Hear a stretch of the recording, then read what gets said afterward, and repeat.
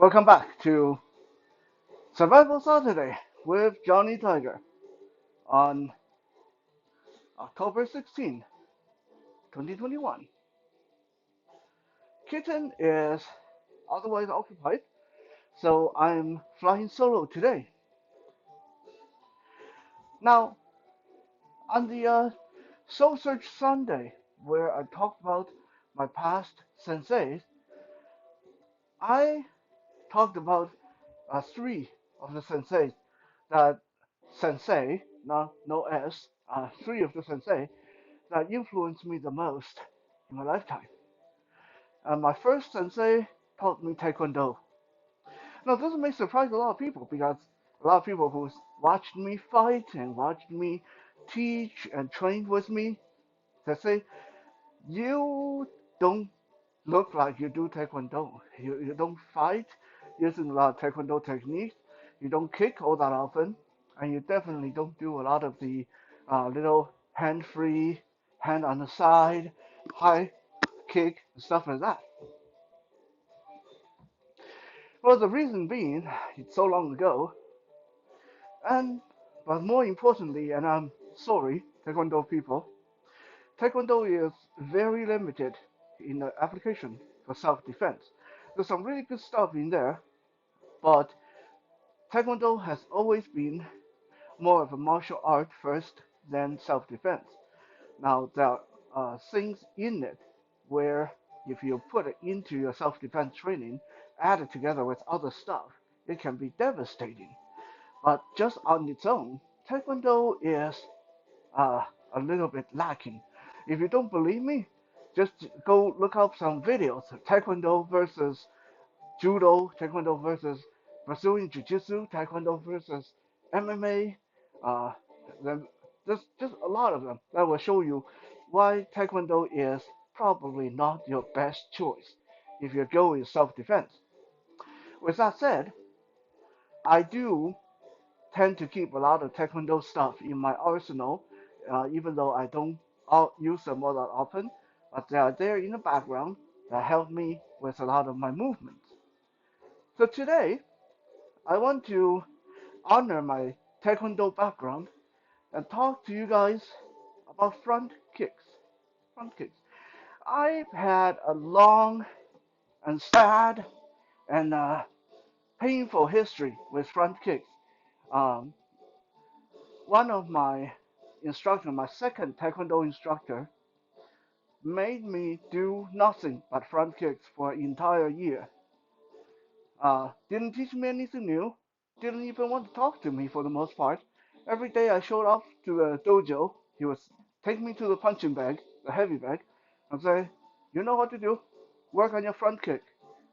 A year later, everyone else has learned 20, 30 more techniques than I did. But you know what? My front kick became the most devastating, most accurate in class. When it comes to front kicks, oh, by the way, I know the camera angle is a little bit awkward. I imagine you can't see my whole face, but that's okay. That's not the whole point today. I just need you to be able to see my legs. When it comes to front kicks, there's a lot of different variations, but today I'm just going to talk to you about three different front kicks. The most basic, but probably the most useful. They all have their own application. All three start with the same thing. Before you throw a front kick, very important, bring your knee up like a high knee. And that's the most important part in your whole front kick, in most of your kicks, is loading that knee up nice and high, nice and tight. Because without that, if this is hanging down loose, then you don't have a lot of power. You don't have a lot of stability. Right? Martial art moves, self-defense moves, fighting moves, a lot of it is psychology. If you put your mind and soul into it, then you can perform.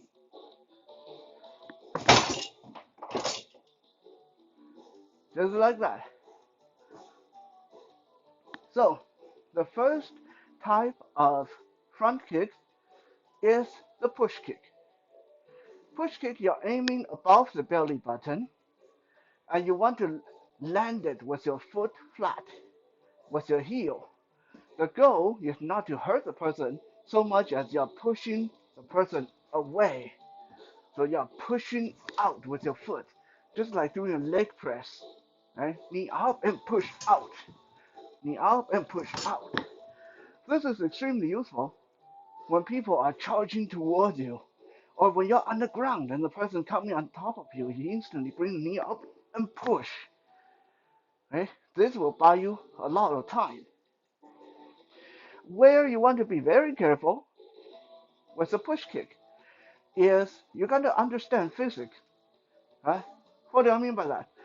If the person has more forward momentum or more mass than you have balance or strength, what's going to happen when you push is you're going to move yourself back rather than them. Right? Now that is okay. Surprisingly enough, that is okay. If you move yourself back, as long as you expect it, as long as this is what you want to happen, that's fine. Because you can actually use that. Okay? Let me show you guys how you can use that. Let's say I am up against the, I'm being chased and I'm coming up against the wall and I don't have a lot of freedom to turn for some reason or to create distance really quick.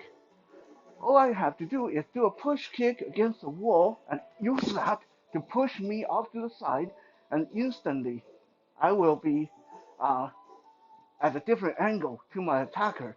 So push kick is good for moving yourself out of alignment to change angle on the fly.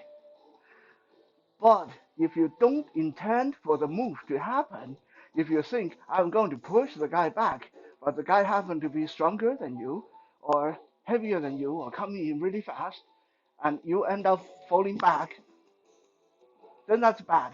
No, that's bad.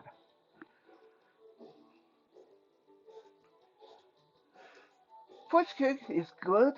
Let's talk about combo application. I don't want to go into a lot of intricate, complicated patterns or combos because most of that is just academic. One thing where a push kick may become very useful is in the kind of situation where the person is trying to grab you or the person is trying to shove you. You're into that kind of like shoving competition where you're trying to get away from the person, but the person keeps coming in. And this is when you can combo your push kick with a shove. Right? So the person you're shoving each other, you're grabbing and shoving at each other, you shove and then push. Instantly you're out of reach. Right? That push kick will create distance for you. So again, nice and slow. A push kick is knee up and push forward. If you look at my upper body, when I push forward, I am leaning back. I'm leaning back. This means I'm counterbalancing my kick. So I can essentially hold it in slow motion.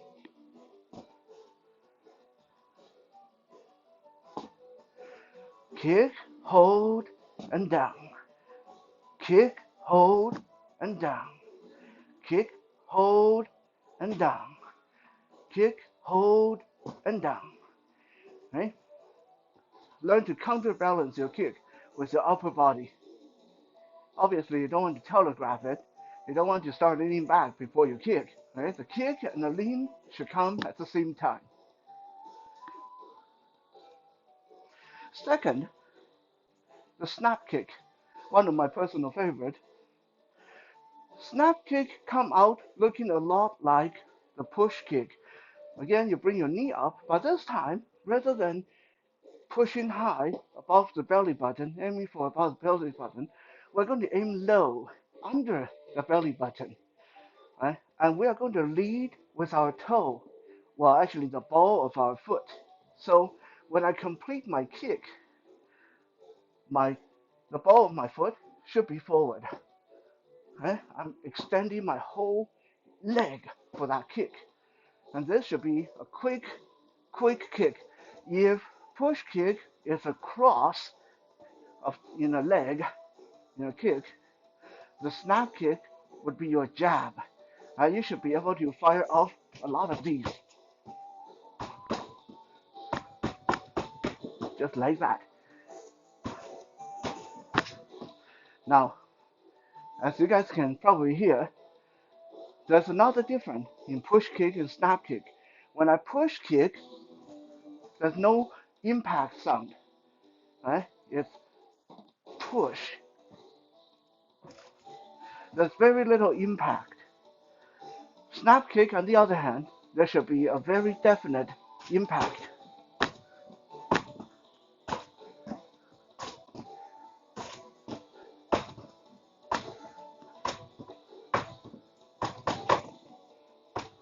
Like that. Okay? For the most part, if I'm throwing a snap kick, I'm going to aim for the kneecap or for the groin or for the abdomen. Okay? It's not meant to be the kind of kick that's going to destroy your opponent, but it should hurt enough that enough of these in there doesn't cost me much, but will start to hamper the person's mobility.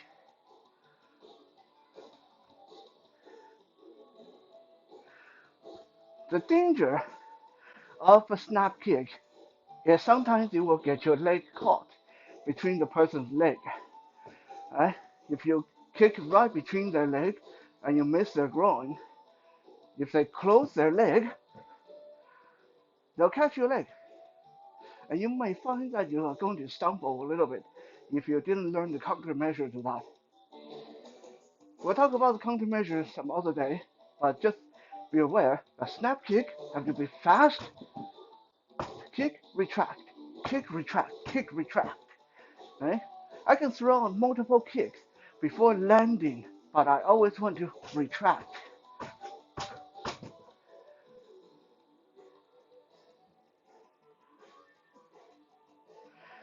For combo application, the snap kick is good for that initial encounter. Right? So the person is coming in, swinging their fist, swinging big bar fight swing at you, rather than trying to swing back with your hand, you keep your hand up for blocking and then snap a kick into their kneecap and go in and finish the job with your hand. Okay? This is quick and efficient. Knee up, kick out, up kick, up kick, up kick, up kick. Right? Imagine you're kicking a soccer ball. Lead with the ball of your foot. Ball of your foot. At the end of your kick, your knee, your ankle should all be in alignment. The third type of front kick, again, one of my personal favorites, is a stump kick. Typically, we aim right at the knee, right at the side of the leg if we are at the side profile, or we'll aim right for the top of the thigh or the shin. What is the stump kick? The stump kick is just like you're going to throw a snap kick, but once you bring your knee up, you want to turn your knee outward. Turn your knee outward so your toes pointing off to the side, and then you stomp down. Right? Turn to the side, stomp down. Turn to the side, stomp down. Turn to the side, stomp down. Turn to the side, stomp, boom. Stomp, stomp, stomp. Aiming for the shin. This one is deceiving because when you're practicing without shoes on, it doesn't seem very practical. But once you put on a nice pair of heavy boots, this is a very devastating kick. Just imagine when you turn your foot out and stomp in, stomp down, your boot go right down along the shin bone. Huh? This is a very good self-defense kick and very quick to pull off. You can even do it at very close distance. The previous two kicks, the snap kick and the push kick, you need kicking distance. Not so with a stump kick. I can be chest to chest with the person. I can still stump. I can still stump kick and still stump. As long as I can bring my knee up to the side, I can stump down on their shin or their foot.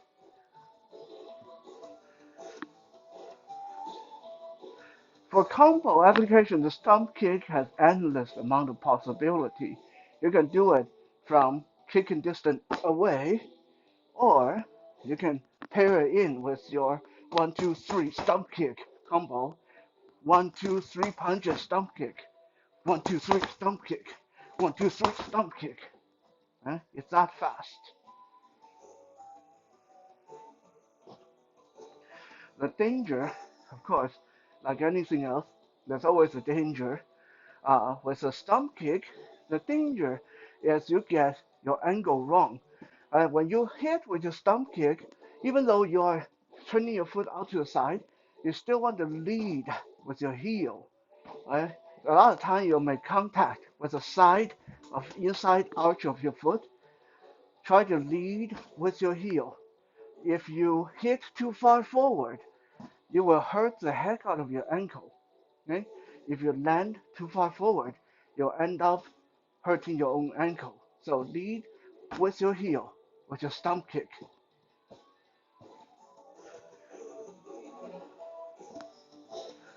Like I said, when it comes to front kicks, all kind of kicks, there's many variations. But hopefully today I've given you the three most basic and yet most useful in a self-defense scenario. Keep practicing. Don't forget, it took me a whole year of doing nothing but front kick to be able to pull it out of a hat on the drop of a dime, like I do now.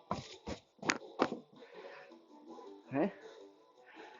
You practice at the beginning, just kick, down, kick, down, kick, down.